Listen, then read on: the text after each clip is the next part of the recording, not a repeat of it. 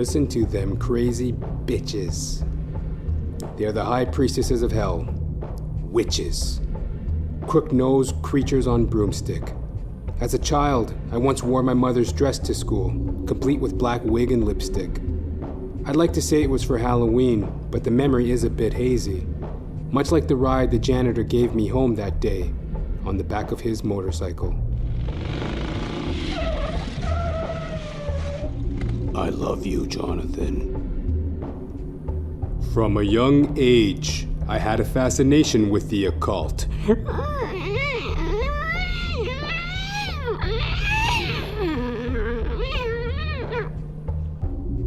I'd read the classics, Grimm's fairy tales, Aesop fables, and Greek mythology. I'm not the scholarly squared asshole type. Point being, I had an interest. It spoke to something in me that both intrigued and horrified. I was once raced to the grade school infirmary, having suffered a panic attack during a staged reading of The Headless Horseman in my grade 3 English class. I was sensitive. The simple act of taking a shower terrified me, for the fear that Rumpelstiltskin might barge in at any moment and have his way with me. Ass naked, sopping wet, and all alone is a very vulnerable place to be. Caribbean folk are a God-fearing people to begin with. Had the pleasure of sipping on that coconut rum, and they get to be seeing things, boy. Everything isn't always Irie, not by a long shot. That jungle voodoo shit can leave a frightful impression on a young mind. A childhood playmate from Barbados once tried locking me in a toy chest with the lights turned off. Having evaded his capture, he turned from me to scatter chicken bones on the floor, chanting, "Oh Lord, give me the bones, give me the bones, give me the bones," which was odd for a few reasons, one being his asking the Lord to give him back the chicken bones that he had just flung away. We didn't play Ninja Turtles much after that. Hysterical piety and supernatural zeal is rampant amongst all walks of humankind. But I be seeing some things in me time, young lion. When my grandma died, my mom would cry alone in the dark. Now hold your horses, dear listeners, for this is a comedic endeavor, so I shan't anchor you down with my tales of woe. My memories of hanging with Grandma as a toddler are rather fond ones, eating cornflakes, watching The Price is Right, and spying on her in the bathtub. Even my mother's reaction to her passing holds a few chuckles at the very least. I mean, come on! What the hell do you think I'm trying to get at here? After Granny shit the bucket, Mom would invite her strange Caribbean friends over late at night to light incense and talk jibber-jabber. After us chitlin were hauled off to bed, she'd hold these wailing sessions by candlelight in a broken patois. They were crying out to Grandma through the spirit realm. I have since recounted this depiction to my siblings, psychoanalysts, and any heartfelt tramp who'd care to listen. Sure, they always took it for a guff or a gag, but it would prove to be the brainchild of my predilection for seances. In the fall of 2008, my mother passed away. She went her way unnecessarily by poor attitude and lifestyle choices. I've since grown into it, stomaching the situation with all the acceptance and insight befitting one in adulthood. But back then, it just wasn't fair.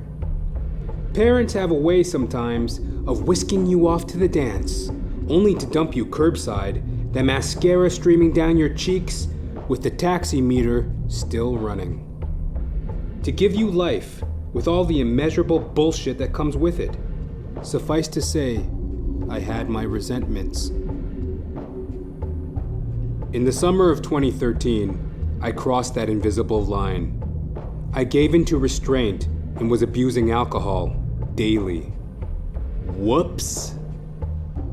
At the time, I was working at a soil refinery with this old buffoon.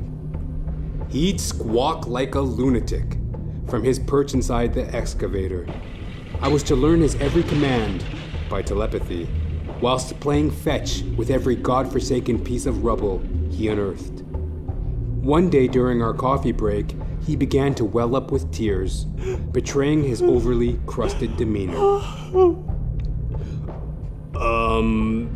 Are you alright?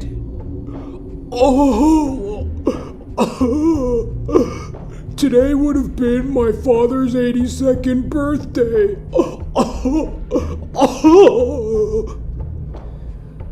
Gee whiz, man. Were you guys close?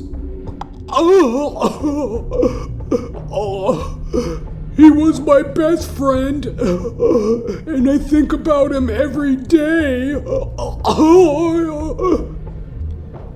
This really shook my walnut, for until then I had never thought of Mother. And on the occasion when I did, it was with bitter resentment. Without getting into too much detail, she was the type of woman that left a sad taste in your mouth. My main resentment was the tattered relations she left my siblings and me in. We fought like 3 chickens stuffed in a knapsack. And so the thoughts began. Late at night, or in the middle of the afternoon, I wasn't picky, I'd peer out my window, stoned, drunk, and smoking a cigarette. The sorcery witnessed in my childhood, coupled with the desire to tell Mommy off, had me itching to light up a good old-fashioned séance. Now, if you're honest with yourself, dear listener, and I know you can be honest with yourself, getting spooked is fun. Are you afraid of the dark? To this day, one of my go-tos for a rockin' Good Friday night is to turn off the lights and listen to Edgar Allan Poe's greatest hits on YouTube. Sure, you could say that the continuous drinking and drug dabbling was making me mental, but there was a sense of childlike wonder to it all. I'd be simply giddy, rummaging through old thrift shops for Tales from the Crypt Keeper comic books. I'd lie on my bed at night, head in hands, legs crossed, shit-faced like a fucking schoolgirl, listening to The CBS Radio Mystery Theater presents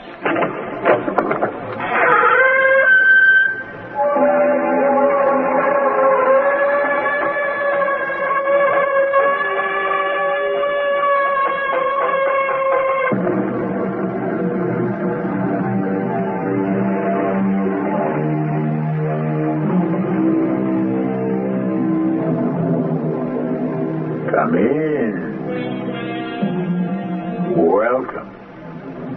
I'm E.G. Marshall. Back then, ignorance was bliss, though you never see the fallout while you're in it. I was consumed by dark thoughts, like the 1990s unsolved murder outside the convenience store down the street from me. I was scared that the photos on my wall were going to start talking to me. I had a paranoid episode where I was hospitalized briefly, and the old séance gag was looking more and more appetizing. I'm not entirely sure what I hoped to accomplish with this spiritual experiment. I guess I was just miffed. The prelude to my sobriety was listening to a My Sweet Lord covered by the heavy metal quartet Megadeth while drying out aboard a cruise ship somewhere in the Caribbean. It always stroked me the wrong way how George Harrison would steal black music and Krishna consciousness, then repackage it into a song trying to introduce me to my very own God. Still, it's a catchy tune and I have Beatlemania. Plus George Boy is definitely the cutest of the Fab Four. Anyway, it began to cleanse my mind. Of course, I would still leer out my window in a drunken stupor, but instead of thinking about drowning kittens and witch burnings, my heart was with the squirrels, the sparrows, and humanity, as it were. I put down my hard-on for the underworld and took up an unflappable appreciation for life and my higher power. I learned to be at least a little bit grateful for my mother and my childhood. With work and time, my life was given back to me. I cannot say that the sultry smell of neg jampa in a candle-lit parlor doesn't carry a torch somewhere in my bosom by the moan of a grandfather clock at the midnight hour. Conversely, There comes a time for every man, woman, or quilt bag. Queer, questioning, undecided, unidentified, intersex, lesbian, transgender, transsexual, bisexual, asexual, gay, genderqueer, gray area. Person. To relinquish the follies of youth and take up the follies of the aged. I.e., quit your fucktarded behavior and have a little gratitude for once in your miserable life. Amen.